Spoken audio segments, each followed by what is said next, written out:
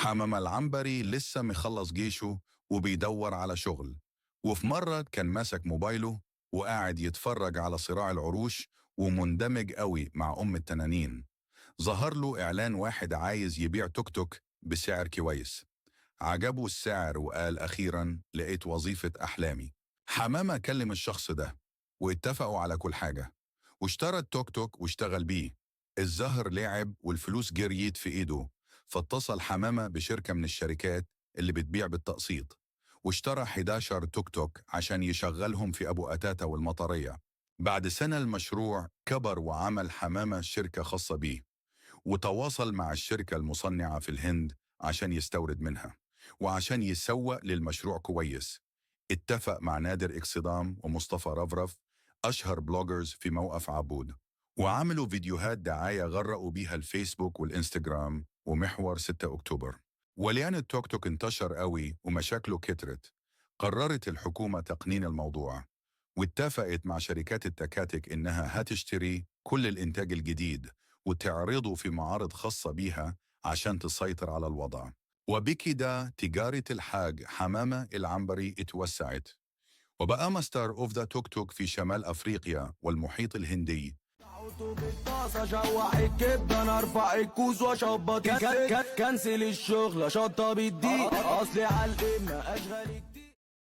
طبعا بتسألوا احنا استفدنا ايه من قصة المعلم حمامة العنبري؟ احنا بس كنا بنوضح الفرق بين انواع التجارة: C2C، B2C، B2B، B2G، C2B. عايزين نشرح اكتر؟ ورقه وقلم مكتوب معايا يا ست الكل.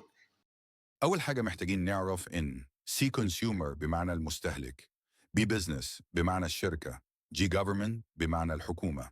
وأكيد بتسألوا تاني، يعني فين الربط بالقصة اللي اتحكت من شوية؟ ما طولش عليكم، قولوا طول.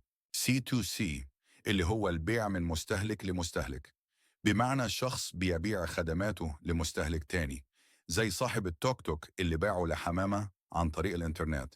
B2C يعني البيع من شركة لمستهلك، يعني شركة بتبيع منتج أو خدمة ومستهلك يروح يشتريها، زي الشركة اللي باعت لحمامة 11 توك توك.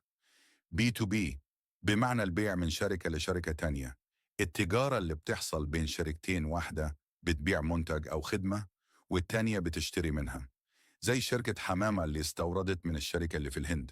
C2B اختصار البيع من مستهلك لشركة، اللي هو شخص بيبيع خدماته لشركة، زي البلوجر نادر إكسدام ومصطفى رفرف. B2G معناه البيع من شركة إلى الحكومة، بمعنى التعامل التجاري بين الشركة والحكومة، زي ما عملت الحكومة واشترت التكاتك من المستوردين. وفي النهاية نتمنى نكون قدرنا نوصل المعلومة بشكل سهل وبسيط، ومنتظرينكم في حلقة جديدة من برنامج استشارة في الإدارة.